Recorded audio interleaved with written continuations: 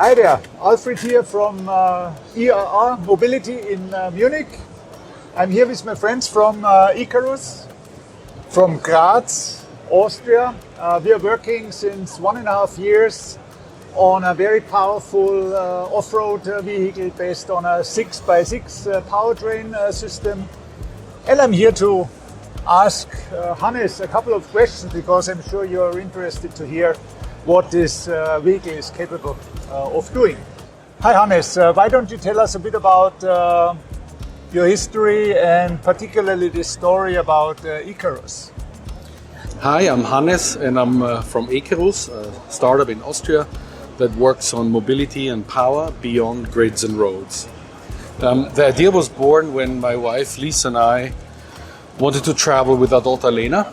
We were sitting on a dune in the Abu Dhabi desert close to the largest solar plant in the world and thought, wouldn't it be great if there was an off-road vehicle that can master the toughest terrain, but that doesn't need a huge internal combustion engine. And we set out and founded Project Ikarus. We thought, wouldn't it be great to do that? And we quickly found out it doesn't exist. And we had the idea that we would then try to do it ourselves, build a car that can do that. And so what started as a family project to try something that was possibly impossible, that's also where the name Ikarus comes from, trying the impossible. We founded a company in 2019 that is now a startup with 7 people that is trying to do just that, develop an extremely capable off-road vehicle that is extremely useful, high utility applications, brings electricity, can recharge itself with solar power, can act as a mobile solar plant, and can be a very versatile workhorse for where you need it and where no other vehicle can get to. A 6x6 is 50% more traction and more capable off-road than a 4x4. Our plan is to get that to market, a 6x6 chassis with an electric drive that has no emissions, that is produced in a circular economy production unit and therefore also has a very low production footprint, and that fills a niche that currently has nothing that is comparable. It's bidirectional, it can give power, you can bring power to wherever you need it. Places where otherwise just a helicopter can get to is where the electric 6x6 is positioned.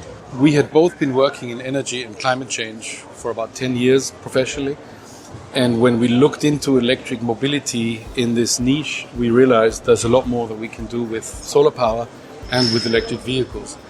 And so what Ikarus is trying to do is bring exactly that to the market. Use the advantages that we can have with solar power in an off-road, off-grid setting where we might not have access to the grid or to a refueling station, and at the same time give that power back to where we need it. The vehicle is bidirectional. That means it brings the power wherever you need it, and it can be extremely useful. The electric car has a big battery in it. That's a big power source, a big energy storage that is mobile once you put it on a 6x6. The motor in a normal electric car is allowed to take 200 kilowatts or more, sometimes 400 out of the battery. And we thought, why wouldn't the user, the driver, the customer also be able to take that power to do other things with it than just drive the vehicle? So that's where vehicle to load or bidirectional solutions come in. And that's exactly what one of our USPs is. So how does the ecosystem work? Well, like any other EV, you can charge it at a charging station or at a wall box publicly, and with that you can drive. But on top of that, you can also use any socket, any power socket, single phase or 3-phase to charge the vehicle, which means it's universally chargeable. You do not need a special cable or a wall box or a charging station somewhere to do it. We've integrated the hardware to allow you to plug in to any socket just with a power cable and charge the car with that. You can also use it to store power in the car and charge the car from a photovoltaic solar system, a solar PV system on your roof in your house or your place of work. And the vehicle has a solar roof, so the surfaces of the vehicle are photovoltaic, which means if you park it in the sun, you're going to be charging it. the space that you find on a car isn't enough to power the car quickly to give it a lot of range. But it does mean whenever the car is parked in the sun, it does recharge itself, and it uses that power to do things like heating, lighting, self-conditioning, as well as radio or communications equipment that you might need, without reducing the range, because it doesn't drain the main battery to do that. That is something that we think is quite crucial for a utility vehicle in an emergency situation, that if you have sunshine, the vehicle will keep itself charged, will keep all the batteries charged, and you don't need to worry that while you're using the lights or the radios or some communication system, you're going to run dry the batteries. On top of that, you can charge the vehicle with a mobile solar plant. There are models that we are developing at the moment in the Ikarus portfolio that have a PV system that's 14 kilowatt peak that allow you to fully charge the vehicle on a sunny day. And there are others that have plants that are up to 80 kilowatt peak that allow you to be a mobile power plant. So how do you get the power out? There are sockets on this vehicle that allow you to do multiple things with it. You can charge e-bikes. You could charge 160 to 200 e-bikes fully with a single charge of this car. You can power a remote construction site. There are emergency services that have access to power off-grid and off-road with this vehicle. And there is even a CCS Type 2 socket that allows other electric vehicles to be charged directly. So this is, for example, in a breakdown situation where another EV needs help. This is where our system can provide just that. And you can use it to power a home or a business, because you can imagine it like a big power source, a big battery that can be used to supply a home or a business with electricity. At Ikarus, we think that an electric vehicle will play a key role in the electricity grid and the integrated energy system of the future. That means it plays a role where it can stabilize the grid, help keep grid frequencies intact, help play a role of being a decentralized energy source. And therefore, we also look to integrate that already into the planning at Ikarus, so that in the future, Ikarus vehicle can also play a role in stabilizing the grid. So what does that look like in practice? You open the side box of your vehicle and you've got access to power there. You've got power sockets that you can plug in and take that power out. You have a view of what is the state of charge of the battery, how much power you're currently taking out, and how long can you continue running your devices that are plugged into this vehicle given your current consumption. You also have USB port, 12-volt power ports. This is trying to be a really versatile, universally useful vehicle that gives you the power where you need it. We're based in Austria, we're from Austria, and some of the best off-road technology comes from Austria.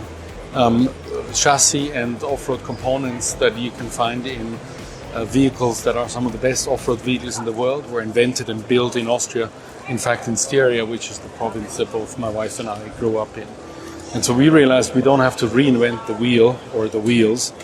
We can build on an existing chassis and its components that we can adapt and that we can use to create a new clean utility vehicle in a circular production. So we're building our production process on a circular economy concept that reduces the development cost for us, and it also drastically reduces the footprint of the product and the production. It makes our supply chain more local and more resilient. Now let's talk about the stuff the people are particularly interested in. Let's talk a bit about technical specs. Mm-hmm. What battery are we talking about? I think it's 800 volt technology. That's right. What capacity are we talking about? With what power can you charge it? Can you tell us a little bit about it? Sure, as you said, it's an 800 volt system. 800 volt because we think it's the future for this type of vehicle class. 800 volt gives you more torque, and it also allows you to charge faster. And so the charging can be AC or DC like any other electric vehicle. You can also charge it with its own solar plant if you have a model that has its own solar plant with it. Or you can charge it at any charging station. 22 kW AC. Mm-hmm. And DC we have different charging options. The smallest one is 75 kilowatts. And depending on the need and the application of the customer, we can scale that up to 200, probably 250 if we're ambitious. The cooling and the battery is set out to target that, to be able to do that. But the special bit about the battery is actually that it's an off-road battery, right? Because what makes our application and our vehicle unique is that it's an off-road vehicle, right? It's mobility and power beyond roads and grids. And for that, we needed a battery that is able to withstand the toughest conditions, right? You're going through sand, you're going through mud, you've got extreme terrain. The battery needs to be able to do that. Extreme hot, extreme cold, mud, vibration, and all of that. So the engineering in the battery pack that we are now developing is very specific for that application. Cool. And what's the size of the battery? Is there a rough indication? Yeah, thank you. The small one is 110 kilowatt hours. Oh, that's a small one. Okay. That's a small one. So I'm getting the small one. You're getting a small one, yeah. Well, you need space for other things in the vehicle. That's true. But there will be a version of the vehicle which is aimed to be a mobile power plant. So not one that is an expedition or utility vehicle. And that's where the pack can be 220 kilowatt hours. Okay. And the weight for the small one? What are we talking about roughly? Roughly, it's not yet decided because there's two components that in the development we're still looking at. But we aim to release the specs and the weight of the batteries towards end of Q4 this year. Okay. What I can say already is that by using composite fibers instead of heavier steels, we're trying to reduce the weight as much as possible and make sure that the weight is the energy as opposed to the packaging of the battery that carries the energy. Okay. It's a cell-to-pack technology. We don't use modules anymore, and that also allows us to save weight. Okay. The engine? What horsepower and torque are we talking Far about? too much power. Roughly, because I think it's a direct drive, so it's directly connected to the transfer case. Exactly. What's the power of the engine? The you say power of the you're not going the to engine, the motor. We need to say. The power you're going to enjoy is the motor is able to do 200 kilowatts or 270 horsepower, brake horsepower, which is too much for this type of application. We rarely in the prototyping generation 2, the testing, we rarely got close to that. We were able to do 120, 125 kilowatts. We are peaking at that. Okay. You will need the power that you have if you're fully loaded. You're close to 3.5 or the heavy one, 4 tons. Like with my case, you might trailer, be with your trailer. I may need it. Exactly. So if you're accelerating uphill, fully loaded, you'll need that power. But the real special bit about the motor system that we're using is the torque. It's, as you said, a direct drive, so obviously it doesn't have a gearbox anymore, which typically on a 6x6 chassis like that you might have. The motor produces 1200 newton meters of torque. Oh, okay. And that's torque that you can control perfectly because our software allows you to. The real unique bit about the motor system that we're using is the torque. It's got high power, but it's got extremely high torque. The motor system produces 1200 newton meters of torque, and torque that we can control perfectly. In the dashboard, you'll find a little dial that allows you to adjust the torque for engine braking and regenerative braking. So if you go downhill, a really steep hill, and you realize you're rolling too fast, you can increase the engine braking and you can adjust that to your off-road expedition needs, right? Equally, you can crawl uphill, and instead of trying to keep the speed steady on the foot pedal, you have a hand gas, if you want, with which you can just control what crawl speed you want to be doing that, so that you can focus on navigating the road as opposed to trying to keep a steady pace. So there's things like that the motor allows us to do because of that high torque and the way that our software is able to control the torque. And 1200 newton meter, I think, is on the high gear, but you also have a low gear, so that's that right. would even That's make right. it 2000 you double newton that. meters. You double that, and then in the chassis we have other reductions. So in the differentials and in the portal axles, this is a chassis with pendulum axles and portals, you've got further reductions there. So even though we don't use a gearbox in the sense where you shift gears, we do have a high and a low range, especially for the extreme engine braking on really steep hills or extremely steep climbs. We keep that extra oomph by being able to double the torque where needed. We had in our prototype testing a single situation where we needed that. Okay. You see in one of the videos where we're going up that steep hill at the Magna testing track in St. Valentin. That's the only way where we have used that gear so far, and that's 100% climb 45 degrees. Oh. Now, as I've said, we are working on a prototype. I think it's the third generation. That's right. You have some experiences. But now let's talk about small series. Of course, you want to generate business with that. What are your target customers? What are you looking for, and how can they get in contact with you now in order, if they're interested, to buy an Ikarus vehicle?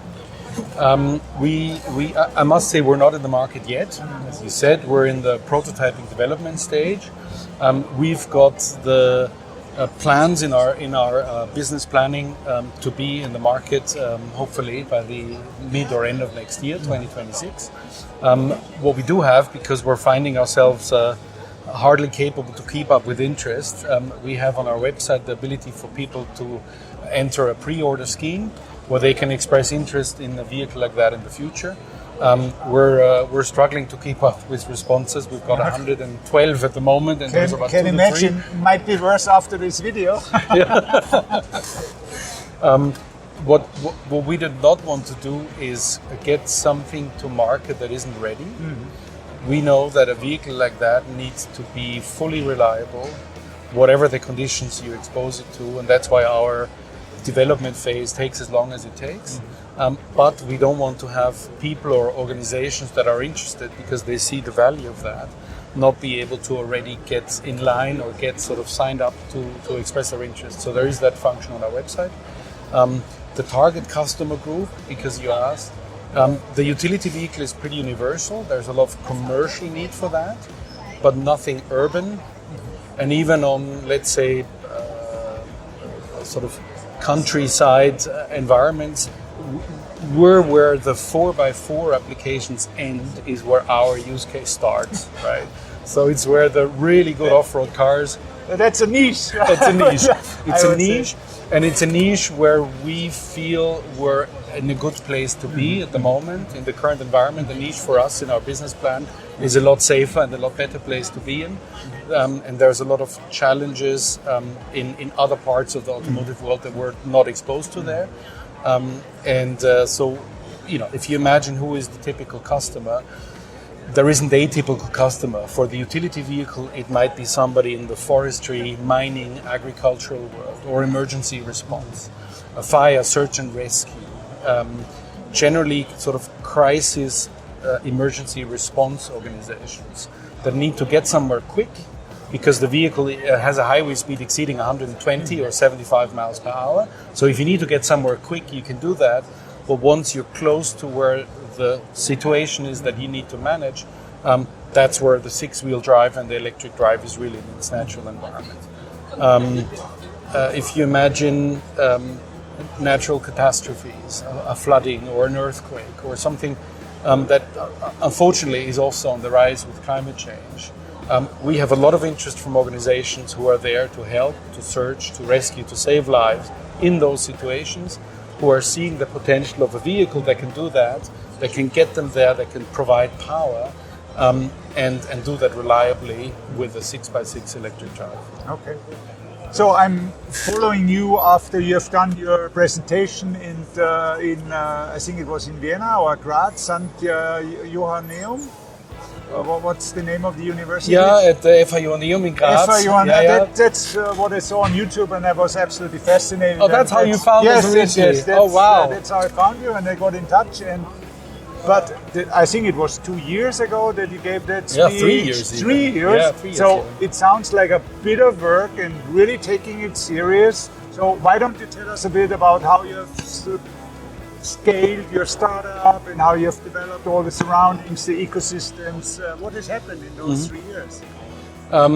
Yeah, it seems a long time ago now. We're in a different world. When Lisa and I started the project, it didn't start as a company. It started as a project, and it was originally the plan to do this as a family and travel, and there was no commercial or business plan behind it. And once we switched into that by founding the company, because we realized the potential, we also realized we have to leave some of the experimentational, let's just try and do this, that we did in sort of generation one behind us, and we have to build the capability within our company and the competence and the people and the talent to do that. And we have an amazing network in Austria and in Styria in particular of talent, as you can imagine. And that's how, with people that we brought into the Ikarus team or with companies that we work with who have a certain specialism, we managed to become a professional at trying to do this. And we managed to be aware of what are, for example, the HV safety constraints that we need to be aware of. What are the standard ones that are there for any electric vehicle to fulfill?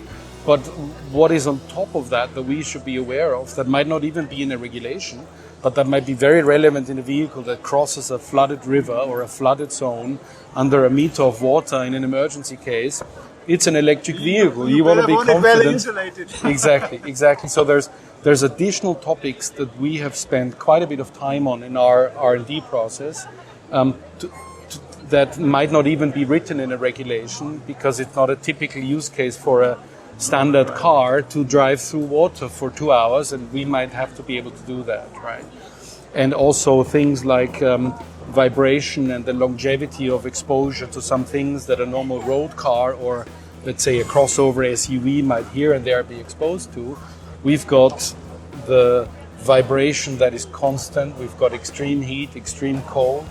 And so we also are working on a system that monitors the things that are guaranteed by the manufacturer. Yes, it's waterproof, but how do we know 50,000 kilometers later of toughest terrain and getting beat up on rocks that it's still waterproof? So we are working on monitoring system that allows you to confidently understand whether the vehicle still does what it needs to do on HV safety, for example, on water ingress, on dirt and dust protection, by having not just a check, a test and a tick, but a monitoring that allows you to keep on top of that. And so I sometimes think, we're not just as a team, we're building a vehicle, we're building the team and the competence to take this through to market. And the real engineering and development projects that we do now would be impossible 2 years ago. So the time when you first spotted us and got in touch with us, we were at the start of that journey to equip the Ikarus team with the people and the skills and the network of partners to do what we're doing now. Yeah, thanks, Hannes. That sounds very interesting. I can't wait to make a further test ride. I've driven or have participated in Generation 2 driving. It was fascinating, and now I can't wait to test Generation 3. Same here. Everybody in the Ikarus workshop can't wait for the day where Gen 3 is being tested, and I can promise you will not be disappointed. Thank you.